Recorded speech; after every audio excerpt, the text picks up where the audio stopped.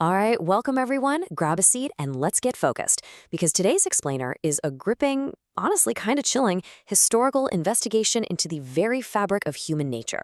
We're going to unpack one of the most famous and definitely infamous psychological studies ever conducted, the Milgram Experiment. As we go through this, I really want you to put yourself in the shoes of the participants. Ask yourself how you would react.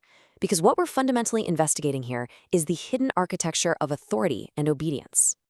Now, to really grasp the science, we first have to understand the era. Back in the early 1960s, Stanley Milgram, who is a psychologist at Yale University, was closely watching the trial of Adolf Eichmann, one of the major architects of the Holocaust. Milgram was absolutely haunted by this specific question. Could it be that Eichmann and his million accomplices in the Holocaust were just following orders? He essentially wondered, is there some dark, hidden mechanism inside ordinary people that lets them abandon their humanity the second an authority figure commands them to? Okay, let's dive into this. Here's our syllabus for today's explainer. We'll cover 1. The context of obedience. 2. Setting up the experiment. 3. The shocking 65%. 4. Manipulating the variables. 5. Reassessing human nature. And finally, 6. The ethical dilemmas. Section 1. The context of obedience. Milgram was setting out to measure exactly how much pain an ordinary citizen would inflict on someone else just because a scientist told them to. But bridging the gap between a university lab and an actual war crime is, well, incredibly complex. Modern historians heavily caution us against using Milgram's study as a simple one-to-one explanation for something like the Holocaust. In Milgram's lab, the experiment was super brief, heavily supervised, and crucially, participants were explicitly promised there'd be no lasting physical harm to the victim. Now, contrast that with real-world atrocities. Those are steeped in prolonged, hateful ideologies, years of propaganda, and severe, often lethal consequences if you dare to disobey. So, while Milgram's work gives us a massive piece of the puzzle regarding situational pressure, it doesn't entirely explain the deep-rooted cultural factors behind real-world genocide. Section 2. Setting up the experiment. Let's step right into the Yale Interaction Laboratory in 1961 and see exactly how Milgram built this behavioral trap. He meticulously designed a high-stakes environment. Here's the setup. Ordinary folks answered a newspaper ad for a memory study. When they showed up, they met another participant. But, plot twist, that person was actually an actor working for Milgram. They drew slips of paper from a hat to assign roles, a teacher and a learner, but the draw was completely rigged. The real participant was literally always the teacher. The learner got strapped into an electric chair in the next room, and the teacher's job, just read a list of word pairs.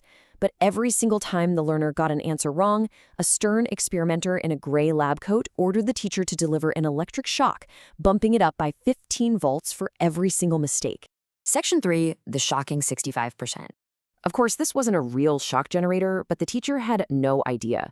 They actually heard the learner, the actor, crying out in pain, banging on the walls, and then eventually going terrifyingly silent. Now look at this staggering baseline number, 65%. In that original baseline study, 65% of participants obeyed those orders to the very, very end, administering the absolute maximum shock of 450 volts. To put that in perspective, that switch was literally 2 steps past a label that explicitly read, danger, severe shock. Let's look at Milgram's actual data table from his publication. Out of 40 male subjects from all walks of life, we're talking teachers, engineers, laborers, 26 of them went all the way to 450 volts. Only 14 drew a line and defied the experimenter. It was stark authority pitted directly against the subject's strongest moral imperatives, against hurting others, and authority won. But it is absolutely critical to understand that this was not easy for them. These folks were not sadists. Listen to this transcript quote from a participant who was actively trying to resist. I think he's trying to communicate. He's knocking. Well, it's not fair to shock the guy. These are terrific faults. The historical records show participants in extreme emotional distress. They were sweating, trembling, stuttering, groaning, literally digging their fingernails into their own skin. Some even had nervous laughing fits or full-blown seizures. They genuinely believed they were hurting another man, and the psychological toll of fighting that authority figure was immense. Section 4. Manipulating the variables. So the huge question is, what was it about that room that forced their hand? Well, Milgram didn't just run one experiment. He actually ran 23 variations, tweaking specific situational factors to see how obedience changed. And the results brilliantly illustrate the sheer power of environmental cues. When the experimenter left the room and just gave orders over a telephone, boom, obedience plummeted from 65% down to 20.5%. Distance dissolved the authority. Even crazier, when the experimenter took off that authoritative gray technician's lab coat, stripping away his scientific status, obedience dropped again to exactly 20%. That simple uniform held a tremendous amount of psychological weight. Now, think about what happens when you mess with personal responsibility. In the two-teacher condition, the participant didn't even have to press the shock button themselves. They just read the words out loud while an assistant pressed the switch. By diffusing that direct responsibility, obedience skyrocketed to 92.5%. On the flip side, when Milgram brought in two experimenters who started arguing with each other, giving contradictory orders, obedience flatlined to absolute zero. Without a single coherent directive, the entire illusion of authority just shattered completely. Section 5. Reassessing Human Nature. Milgram originally proposed what he called agency theory, which basically suggests humans just abandon their personal agency and become passive, robotic instruments of whatever institution is in charge. But modern psychology has really been rethinking this. Scholars like Haslam and Reicher argue that this isn't just simple passive conformity.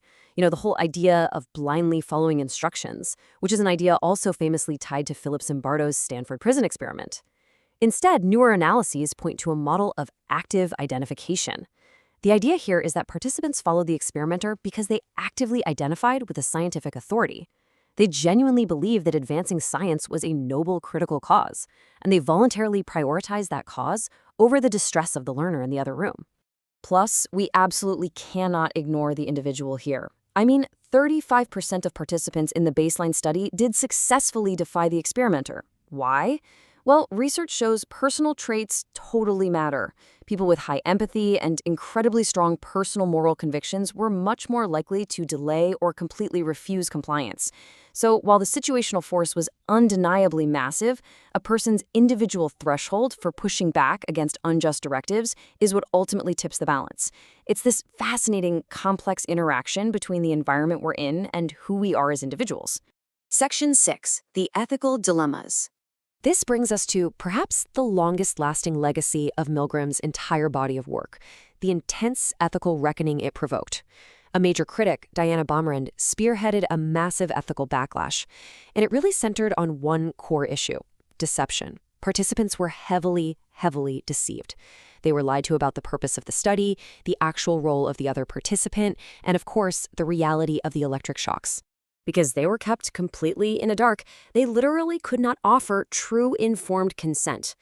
Now, to be fair, formal ethical guidelines for psychology didn't really exist in the early 1960s like they do now. We're kind of judging a historical event by modern rules. But by today's standards, putting unwitting, everyday people through such severe emotional harm and psychological distress is a massive ethical red flag. So, researchers are left to engage in a really tough cost-benefit analysis. Some folks argue that deception might be justifiable, but only if the research yields incredibly great benefits for humanity that just couldn't be discovered any other way. So, did the enduring, profound scientific revelation about humanity's capacity for destructive obedience justify the severe emotional toll inflicted on those 40 men in New Haven? That debate is still a core part of literally every psychology class today. And that brings us to the end of our explainer today. We've seen how something as simple as a gray lab coat, a prestigious university setting, and the tiny, incremental nature of a task can completely override our deepest moral instincts. But we've also seen that resistance is totally possible. So I'm going to leave you with this final, provocative thought to chew on. If you were placed in that chair, in that specific room, with the sheer weight of a legitimate authority pressing down on you, step by step, voltage by voltage, where would you draw the line? Think about it. Thanks so much for joining me on this deep dive.